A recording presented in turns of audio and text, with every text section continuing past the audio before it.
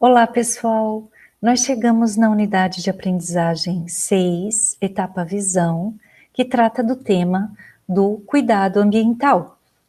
Mais especificamente, nós vamos estudar os conceitos de competência proambiental e de comportamento proambiental, suas definições e os aspectos relacionados a esses conceitos.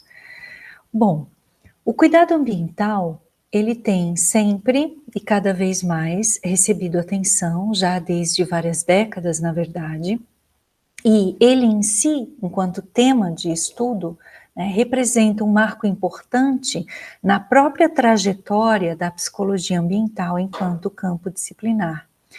Foi mais ou menos ali em meados dos anos 80, quando uma maior preocupação com as questões relativas à preservação ambiental, né, representou dentro do campo disciplinar da psicologia ambiental uma mudança de enfoque na hora de encarar a relação pessoa-ambiente. Então, a partir desse momento, uma ênfase maior foi dada, né, à questão da bidirecionalidade dessa relação. Então, a partir desse momento, né, não apenas os efeitos do ambiente construído e do ambiente natural sobre o comportamento humano era considerado, mas passou a ser enfatizado também, né, o efeito deste comportamento humano sobre os ambientes naturais e construídos, né, em uma relação bidirecional, né, pessoa-ambiente. Todo esse movimento, né, global e também dentro da disciplina de psicologia ambiental, ela parte, né, da percepção de que, na verdade, os problemas ambientais são problemas humano-ambientais, ou seja, são problemas que decorrem da relação entre pessoas e seus contextos diários, né, seus contextos físicos diários. Queimadas, desmatamentos, derramamento de óleo, poluição, são todas questões ambientais que envolvem diretamente a relação de pessoas ou grupos de pessoas com o nosso planeta. Bom, vamos passando adiante então.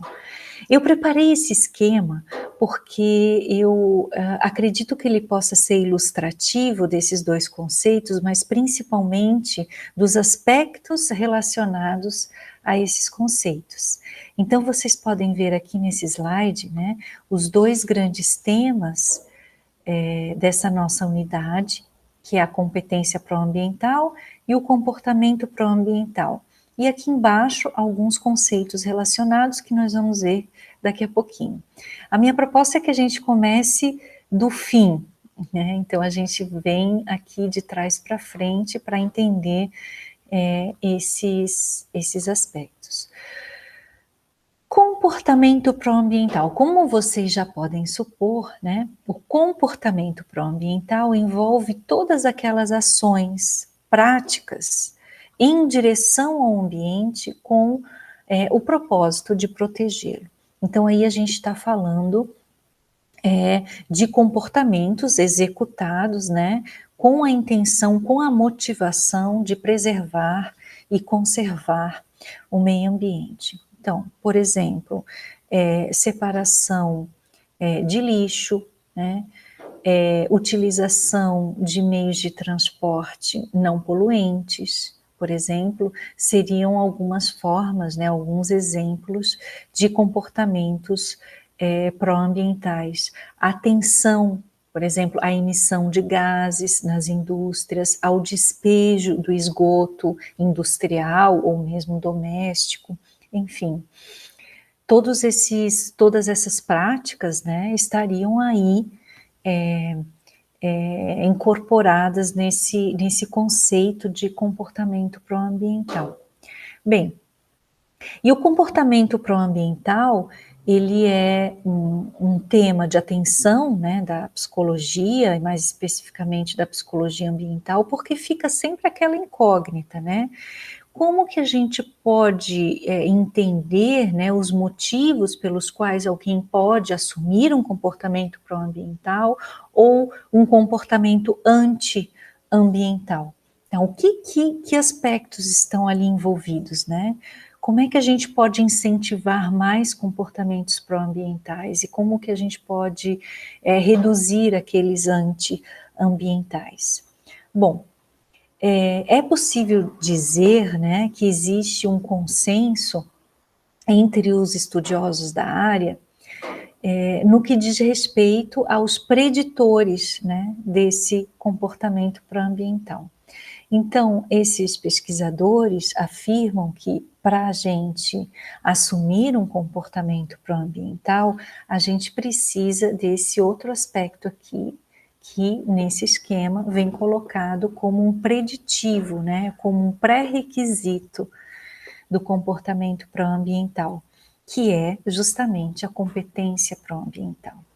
Então, esses estudiosos concordam, né, que para que haja, né, a intenção de preservar, de conservar o meio ambiente, a partir de comportamentos pró-ambientais, nós precisamos ter a competência pró-ambiental, que vem antes, portanto, né?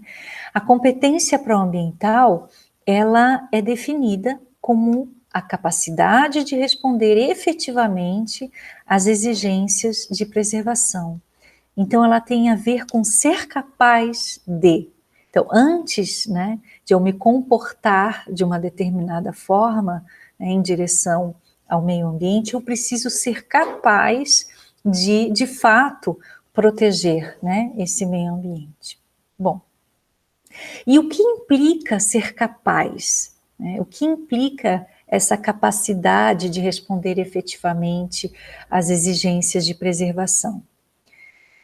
Dois aspectos em especial que foram colocados nesse esquema logo aqui embaixo: as habilidades e os requisitos. Então vamos tentar entender o que quer dizer cada um desses termos, né? Habilidades se referem ao saber como preservar, né? Então, ser capaz de responder efetivamente às exigências de preservação envolve saber como preservar, certo? Então, esse é um ponto bem importante, né? Então, por exemplo, separar o lixo doméstico é um comportamento pró-ambiental, né? Mas para que eu seja capaz de realizar essa prática, né? De agir dessa maneira, eu preciso saber como realizar a separação, né? Então, portanto, eu preciso ter essa habilidade que me torna capaz, né? Então, por exemplo, saber distinguir, né, um material do outro já é, né, um aspecto aí envolvido nessa habilidade, né, de preservar, né. Saber que determinados materiais, né, ainda que sejam dentro da categoria normalmente reciclável, né, não são recicladas, né? Alguns materiais não são recicláveis. Enfim, saber, né, até mesmo quando a empresa coletora, né, de resíduos, né, passa na sua casa para fazer a coleta específica daquele lixo, também é uma habilidade que nos ajuda a preservar, né? E tantas outras, né, que nós poderíamos pensar aqui. Então, saber como fazer, né, é o primeiro passo para a gente adquirir ou ter essa capacidade de responder efetivamente às exigências de preservação, né. A questão está em que só saber como fazer não resolve muito o problema.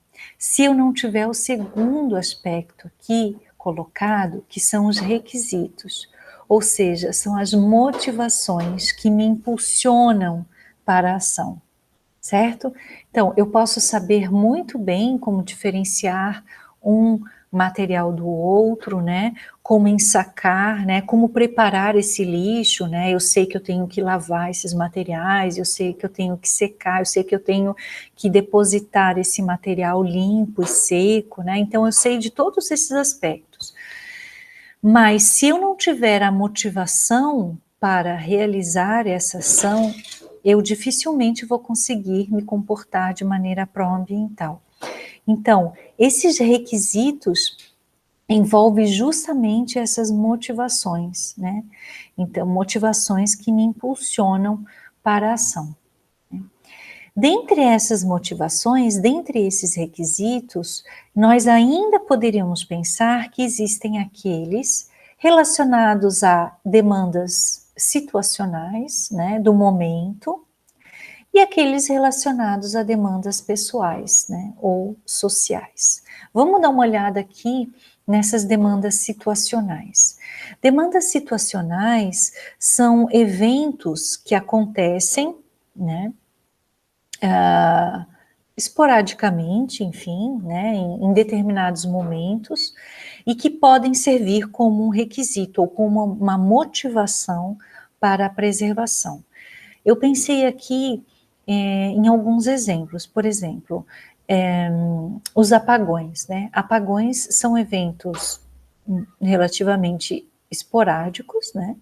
E que podem em si constituir uma demanda situacional que nos volta, né, que nos impulsionam a ação de preservar. Então, em função, né, da ocorrência constante de apagões, por exemplo, nós podemos nos sentir motivados a economizar mais energia elétrica, né, ou a racionar, né, o uso da energia elétrica, certo? Uma outra demanda situacional que pode nos impulsionar, né, a ação de preservar, é a escassez de água, né? Em algumas regiões aqui do nosso estado, por exemplo, na região oeste, é muito comum aqueles períodos de seca absoluta, né? Em que simplesmente não existe abastecimento de água. Então, né, durante esses períodos, até um pouco antes e mesmo depois, as pessoas tendem, em função da escassez, né, a se sentirem mais motivadas para preservar aquele recurso. Então, os apagões e a escassez de água são exemplos, né, de demandas situacionais que nos impulsionam a uma ação de conservação. Mas além dessas demandas situacionais, existem outras demandas, as ditas pessoais e sociais, que também podem nos impulsionar para a ação de preservar, né?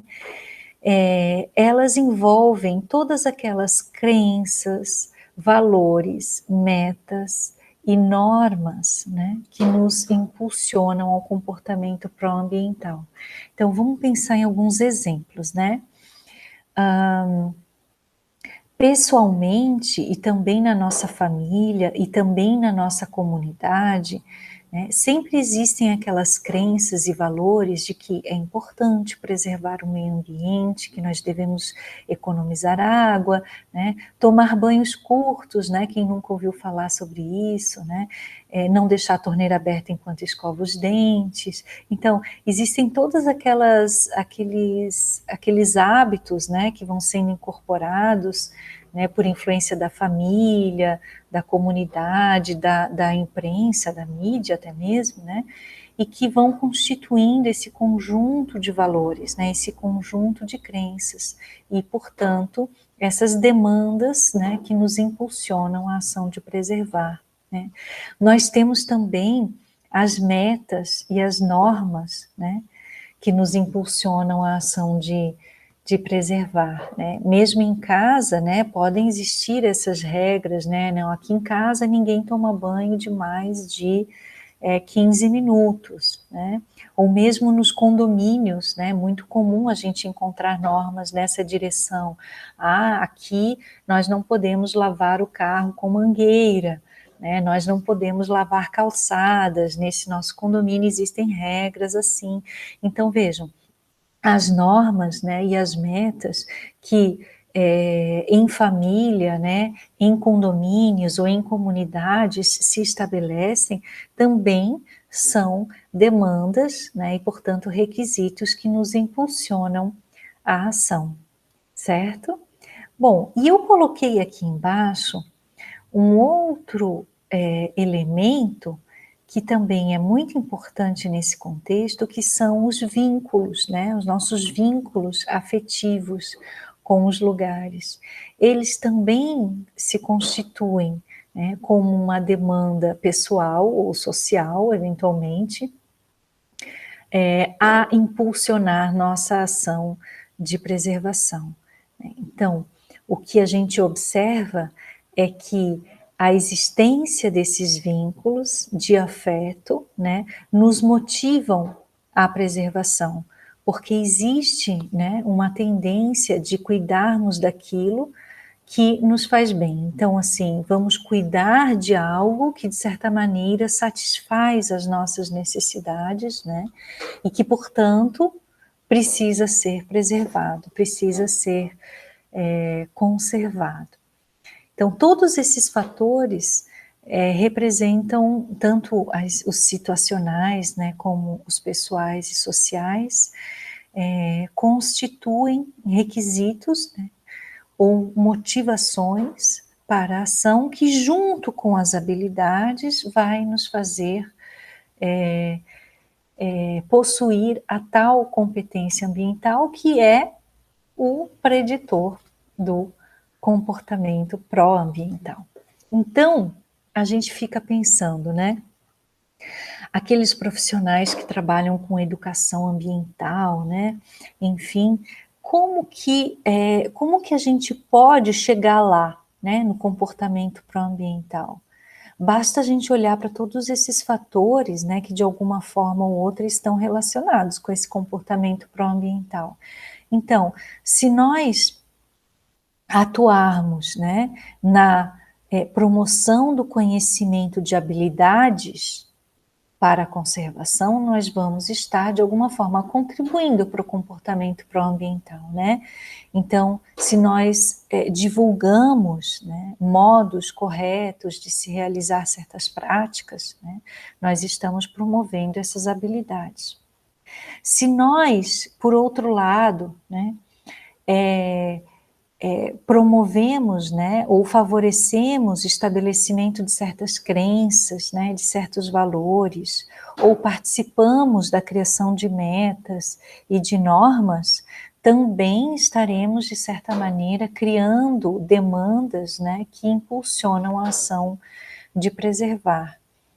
O último aspecto nos interessa especialmente porque nós arquitetos, né, temos a possibilidade de constituir, de planejar espaços promotores de vínculos afetivos, e com isso nós vamos estar também impulsionando os comportamentos pró-ambientais. E aí, nesse ponto, vamos passar aqui para o próximo slide, que tem a ver exatamente com isso, né? Essa relação entre apego ao lugar e comportamento pró-ambiental, ela já está bastante bem estabelecida em literatura, e ela se explica muito facilmente, né, pelas razões que inclusive comentei anteriormente. Então, quando alguém se vê, né, se percebe vinculado a um lugar, há, a partir, né, desse vínculo, um esforço para a preservação das qualidades ambientais desse mesmo lugar, que são qualidades que satisfazem necessidades e reforçam a identidade de lugar desse sujeito, né? Então, é bem notório, né, em vários estudos publicados, que comunidades mais vinculadas aos seus ambientes, né, de bairro, cuidam mais, né, dos seus territórios, né, enfim, manifestam mais comportamentos de territorialidade também, inclusive, né, participam mais das decisões, né, ligadas àquela comunidade. Então, são todas ações, né, motivadas pelo vínculo e direcionadas a uma motivação de proteção, de conservação. Então, vejam o nosso papel, né, enquanto arquitetos, quão importante não é, no sentido que nós podemos, né, nós temos, né, a possibilidade de criar experiências ambientais positivas, né, que reflitam a, as aspirações, né, as necessidades da comunidade local, e por isso ambientes, né, que correspondam mais plenamente à identidade de lugar dessas pessoas e dessas comunidades, e que, por sua vez, por conta disso, né, favoreçam a formação desses vínculos afetivos que vão derivar, muito provavelmente, em comportamentos pró-ambientais, né. Então, todas as experiências positivas que nós podemos criar nesses ambientes acabam, né, conduzindo a essa relação mais saudável com os lugares, inclusive, por exemplo, o incentivo a práticas de planejamento participativo, né? Também muito documentado em literatura que essas práticas promovem uma maior relação de apego, né, um maior sentido de pertencimento ao local e, portanto, um maior compromisso de cuidado, né, com esse mesmo local. Bom, eu trouxe aqui um último slide que foi retirado de um estudo que eu realizei há bastante tempo, na verdade, faz uns 10 anos.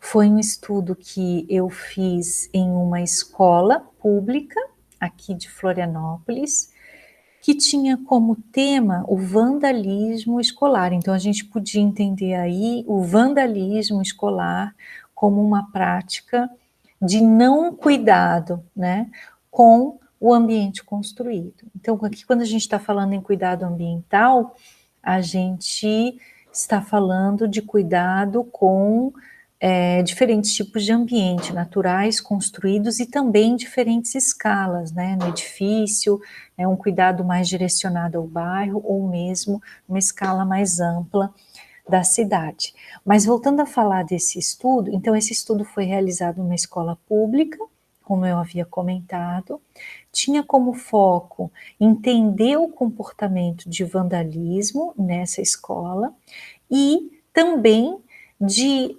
verificar se esse comportamento de cuidado ou não cuidado nessa escola estaria, de alguma forma, relacionado com vínculos afetivos desses estudantes, né, com o seu ambiente escolar. Bom, esse mapa aqui, ele traz os dados de levantamento do estado de conservação dessa escola. Então, aqui na primeira imagem nós temos o pavimento térreo, né? E na segunda imagem o pavimento superior. Através daquela técnica que vocês já utilizaram em algum momento anterior da disciplina, que é a técnica de observação de vestígios ambientais, né? Eu consegui fazer um levantamento do estado de conservação de vários setores dessa escola, né? Considerando especialmente as ações de vandalismo, né? Então foram observadas, por exemplo, pichações em paredes, né? Equipamentos quebrados, elementos estruturais danificados, enfim, todos os vestígios, né, que poderiam ser indicadores de ação de depredação, de vandalismo, foram observados por meio dessa técnica, e foi possível fazer então uma avaliação, né, desses ambientes em termos de serem ambientes mais conservados ou menos conservados. Então, vocês podem ver por essa escala de conservação aqui, que os setores que têm uma coloração mais forte, vermelha, apresentam pior estado de conservação, enquanto que aqueles com uma coloração mais clara apresentam melhor estado de conservação. Esses na cor cinza não foram observados. Bom, o que eu fiz foi confrontar esses dados de conservação com os dados relativos, né, ao vínculo de afeto que os estudantes dessa escola possuíam com cada um desses setores. Então, por meio da aplicação de escalas que avaliavam, né, o apego ao lugar desses estudantes em relação a setores diferentes da escola, foi possível perceber que aqueles lugares mais conservados, portanto os mais clarinhos aqui do nosso mapa, também eram os locais com os quais os estudantes mantinham maior vínculo afetivo. Então essa relação ficou estabelecida a partir desse estudo, né? E foi bastante claro, né, perceber que aqueles ambientes mais apreciados, né, pelos estudantes eram também aqueles ambientes que eles depredavam menos, né? Eram os ambientes que tinham menos equipamentos danificados, menos riscos nas paredes, né, menos manchas de sujeira nas paredes, menos lixo jogado no chão.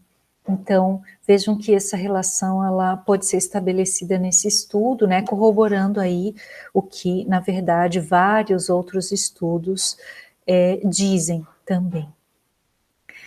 Bom, então vejam o nosso papel, né, enquanto arquitetos, né, na constituição de espaços que proporcionam experiências positivas, né, para essas pessoas, que correspondam às suas identidades de lugares, na promoção do cuidado ambiental. E aí, como me referi antes, né, nós estamos falando tanto de ambientes construídos, né, como de planejamento de áreas mais verdes, abertas da cidade, né, em diferentes escalas, se estamos falando de áreas mais comunitárias, ou enfim, de bairro, ou de áreas de parques em cidades, né, ou a cidade como um todo, enfim, em diferentes escalas, construído, natural. Bom, então nós finalizamos essa unidade 6, né? Eu deixo com vocês ali no Moodle alguns outros materiais, alguns textos que falam dessas relações, que explicam esses conceitos, né? Além disso, o podcast, indicação de vídeo, como vocês viram nas outras unidades, tá bom? Qualquer dúvida, então, por favor, fiquem à vontade para entrar em contato.